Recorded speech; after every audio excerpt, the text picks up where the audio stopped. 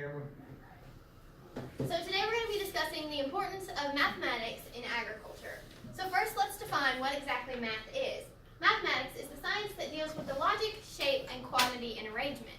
So if we think about agriculture, we can think all about the things that we would use for shapes, quantities, and arrangements.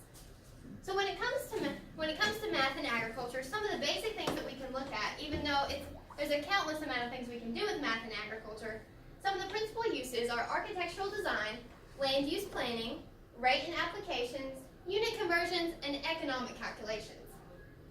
So if we start off with architecture, we can think about all the different buildings that we use in agriculture. So we use grain bins, we build barns, and we store things in buildings, whether that's tractors, farm equipment, or etc. So the things that we can do with math in agriculture, we can determine the dimensions of a building that we wanted to build. We can calculate the area of a storage bin. We can estimate the different types of building materials that we needed. And we can also use innovative agricultural techniques to help us in our future. So when it comes to calculating the area of a storage bin, you can calculate using pi r squared, which would be the area of a circle, times its height, and you can see how many bushels of corn, whatever you wanted to put in your grain bin. This type of mathematics is important to agriculture because we use it when we're storing things in the different buildings. One of the contemporary issues that we can see in agriculture is actually urban development. So Shavonda Jacobs Young, she did a study about agriculture in a report about innovative agricultural technologies, and she said that the USDA strives to, in the words of Secretary Sonny Perdue, do right and feed everyone. Meeting this goal with addressing global challenges at the food, energy, water nexus will require interdisciplinary innovation on a grand scale, and indoor agriculture and industrial urban ecosystems represent two strategies among that may and could be deployed simultaneously. So what we see here is in her study and report, she actually showed how important the mathematics of urban development is. So being able to implement agriculture into those urban spaces where we don't have a whole lot of area, we can use building dimensions and things like that to help determine it. So the next would be land use planning. So any time that a farmer is going to put crops on his land, he always develops a land use plan. So here I have a picture of a pasture, and the pasture is divided up into different areas and quantities. So we can actually use math as farmers in agriculture to calculate the number of plants that we need, the number of rows, and calculate the overall acreage that we're going to use for different areas. So for an example, you could calculate the number of soybeans that we needed in pasture 1 over here. Now, I won't get into all of the mathematical formulas that we use for that, but farmers use this application to help determine exactly how much money they should spend. So, the Farmer's Almanac provides specific definitions of how far apart we should plant our corn. So, knowing how far apart you should plant and using that kind of mathematics actually is going to help you in the future when it comes to how much you need to buy and growing your crops more efficiently and of better quality.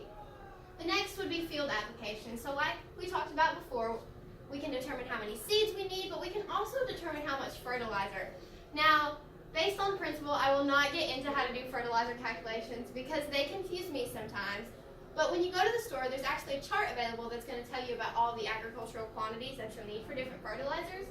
So you can actually calculate the amount needed with mathematics if you wanted to, but we have charts and graphs, which are a part of mathematics that can show us that as well. So the importance of correct calculations when it comes to fertilizer is evident here with the Environmental Protection Agency, where they describe how important it is when we don't make these calculations correct, what the impacts can be. So it says overusing fertilizers can result in contamination of surface and groundwater. So keeping those environmental principles and keeping those mathematical calculations correct are going to ensure the quality of our crops in the future. So 43,560 square feet. Does anybody know what that means? 43,560 square feet is the amount of square footage in an acre. It's a huge number, but it's actually a number we use a whole lot in mathematics.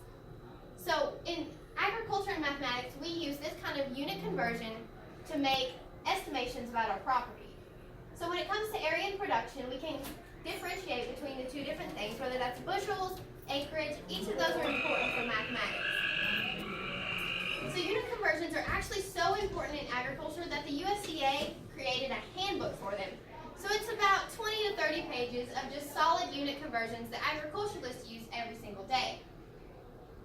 The next would be economic calculations. So we actually use economic calculations as a part of agricultural economics to estimate profits, to estimate business loans, and to estimate the prices that we're going to determine. So here's an example of the food dollar. And the food dollar is something that was set up by the U.S. Department of Agriculture that divides food into the expenses and where exactly and which parts of your dollar are spent on different areas of the food system. Over here we have a compound interest formula, and that's important when you're establishing loan information and other things that agriculturalists could use to create loans or build their property. So the one thing that we can do with these economic calculations is the Census of Agriculture. So the National Agricultural Statistics Service actually takes a census once every 5 years and takes that information and helps use it to make legislation and policy. So those agricultural mathematic calculations that we make are actually important to help legislation in the future for agriculture. All of the economic factors help us determine policy changes and the behavior that farmers will use in the future. So what's important to understand from this presentation is the fact that mathematics is everywhere. Mathematics is in agriculture, mathematics is in things that you do every single day, and one of the most important and what our wisest pursuits, agriculture feeds the world, and it's done through mathematics. We're done. It's over. Thank goodness. How long was